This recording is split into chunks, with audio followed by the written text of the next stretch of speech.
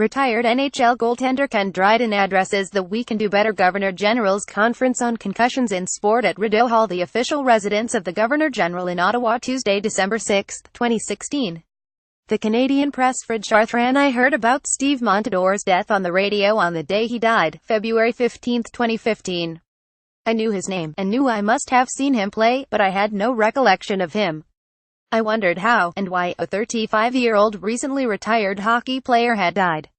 In every era, there is some big thing that we have gotten wrong: tobacco, asbestos, drinking and driving.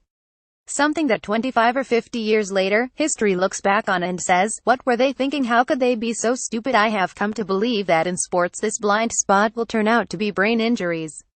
If blows to the head have resulted in punch-drunk fighters in boxing, something we had known for decades, why would blows to the head in football or hockey be any different? But I also know that awareness of a problem isn't enough. Different decisions have to be made, and decision-makers have to be willing to make them. Most often, as I have learned, in any field, not just sports, they haven't been, and don't. Related. Here's how Gary Bettman can fix hockey. It's easy. What would make hockey's decision-makers change their minds? Why now? I had tried and failed over several years to interest hockey's central decision-makers, the NHL and Gary Bettman, the NHLPA and Don Fair, in creating a global conference on all aspects related to concussions, on its career and life impact on players, on the state of our science and research into brain injuries, on helmets and the equipment we use, on the way we play. To bring together in one place the most respected people in all of these fields, the decision-makers and influencers, and to do this in an open forum, on air and online, before a public that doesn't know what to believe or what to do, before parents and coaches who want their kids to experience the best of sports but worry.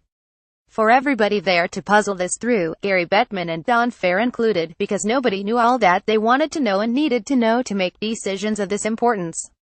And all this done together in the spirit of no finger-pointing, no piling on about the past, that it's okay not to know, but it's not okay not to act. This was about the future. The conference didn't happen. In the end, Bettman and Fair were at least cautious. Maybe they weren't interested, maybe they thought there was a better way. So if not a conference, what brain injuries don't go away, and efforts to reduce them significantly can't either. Maybe a book might be the right approach. A book could cover the complete ground. It would need, first of all, to be a biography, the story of life, because a concussion without a person is only a statistic. A person gives a concussion meaning. It lets us know, and never lets us forget, what is at stake.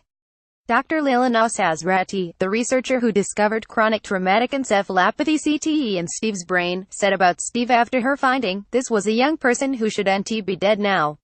What was this young person like? What had his life been? Where did he come from? What did he like to do? What about his parents, his brother and sister, his friends, his teammates when they thought of him? What did they think? What came to mind? What do they remember? What makes them laugh and scratch their heads and cry? What stories about him do they tell? What seems important to them? So, when a person like Steve gets some concussions and forgets where his car is, when he gets so down and so anxious that he races his mind so he can't think what he doesn't want to think, and feel what he doesn't want to feel, and can't keep up even to his own train of thought, why should that matter to them? Why should they care? Why does it matter that he died when he didn't need to die, 50 years before his time? Read handling concussions is a team sport. And we all need to be in the game. A book would also allow the opportunity to get into the awkward confluence of science and sport.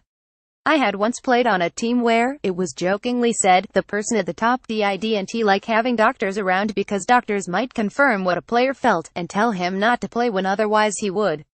Now there are many doctors around a team, of greater sophistication and specialty, but this awkwardness remains. Players want to play. Who's willing to tell them they can't? Science takes time, but games are played tomorrow. Wonky knees are one thing, wonky brains another. A book could get at all this. It could also get into the game itself. Purists love to talk of the timelessness and inviolability of the game. Any game. The game's the game, they say. You can't change the game. But these purists don't know history. Once football players didn't wear helmets. Once baseball players wore small winter-sized gloves to cover their hands, not the space around them, to take away the sting of a line drive, not an extra base hit. And once hockey players had to advance the puck up the ice by rushing it. They couldn't pass it forward. This was hockey, for more than 50 years. The game is always changing. It moves faster, the ice and equipment are better, player shifts are shorter. Players have less space, less time. There are more frequent collisions, at higher speed. Once sticks were the most dangerous instruments on the ice, now it is bodies. Once knees were a player's most vulnerable body part, now it is heads. When change happens, other changes happen, but sometimes not fast enough or completely enough. A book could talk about this. It could go into where we are, and how we got here. And a book could talk about all of these things together. It could separate out the pet theories that interrupt every conversation and distract it into nowhere. It could get at the real problem with concussions, in order to get at the real answer. Awareness is important. We need always to know more. So we study and research, and through articles, conferences, documentaries and movies make all this better known, and because we are now able to see that what is wrong is so outrageously, embarrassingly, unmissably wrong, we know that right will be done, because how can it not be done except, often, isn't. The answer to the problem of concussions is not about awareness, and more awareness. It is about decision-making and better decisions.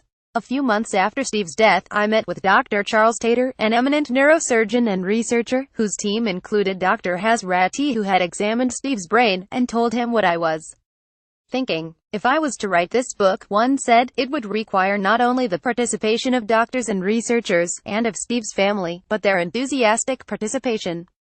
They had to want to get at the story, because they had a need to make something better. I asked him to introduce me to the Montadors. Read the damage done by concussions. I met first with Steve's father, Paul, and then with the whole family together, with Steve's mother Donna, his brother Chris, and sister Lindsay. This was only a few months after Steve's death. Each of them was dealing with their grief differently. All of them seemed in an emotional daze. But beneath their sadness, by the end of our talk, one thing was clear. What they wanted more than anything was that something a little bit good come out of something so bad. I decided to go ahead with the book. It has been quite an experience. As is always the case in writing a book, it comes to be about lots of things you know, lots more you didn't know you knew, and lots more still you didn't know at all. And then it's about putting together all of these things that present themselves to you, to discover what they say, and say it. For me, this was also about the weird little points of connection I found that I had with Steve that I could never have guessed. Jim Donaldson was Steve's coach when he was 12. Jim and I were teammates in Junior B with the Etobicoke Indians. Steve played Junior B at St. Mike's with Kevin O'Flaherty. Kevin's father, John, and I, and Jim, were all teammates together on the Indians. Steve's teammate, Daniel Kachik, went to the same high school as my son, Michael. Steve's brother, Chris, went to high school at Father Athol Murray College of Notre Dame in Wilcox, Saskatchewan. The president of the school was Barry McKenzie. One of the teachers and coaches was Terry Amelie, both of whom I played with on the Canadian national team. But more than this, it was all of the surprises about Steve that emerged from the stories of his family and friends, from his teammates and opponents, from those outside hockey entirely. I had begun with an informational and statistical skeleton. He was a defenseman. He was undrafted out of junior and signed as a free agent by Calgary. He played all or part of 10 NHL seasons, with Calgary, Florida, Anaheim, Boston, Buffalo and Chicago. He played 571 regular season games, scored 33 goals, accumulated 131 points, and had 807 minutes in penalty.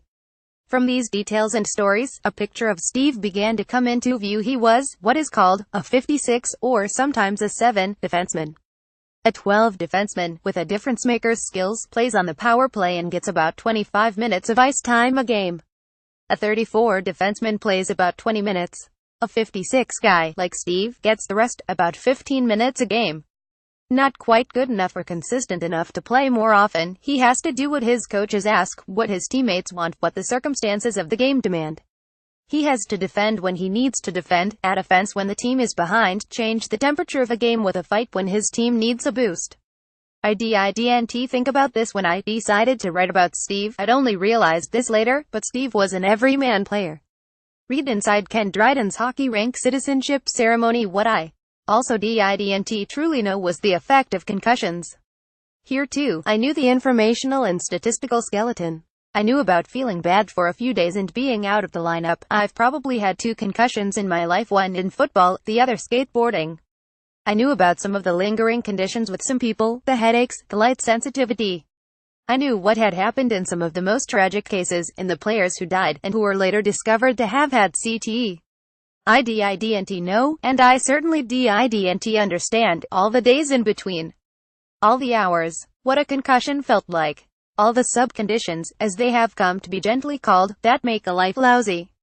In other books I've written, after they've been published, after a few weeks doing interviews and on the road, the books sell, or they don't sell, people get something out of them, or they don't. Everything is over and done. With this book, before I had even written a word, I knew that when it was published and the book tour was over, that it was not done. The work is only beginning. Ken Dryden is the author of Game Change: The Life and Death of Steve Montador, and The Future of Hockey.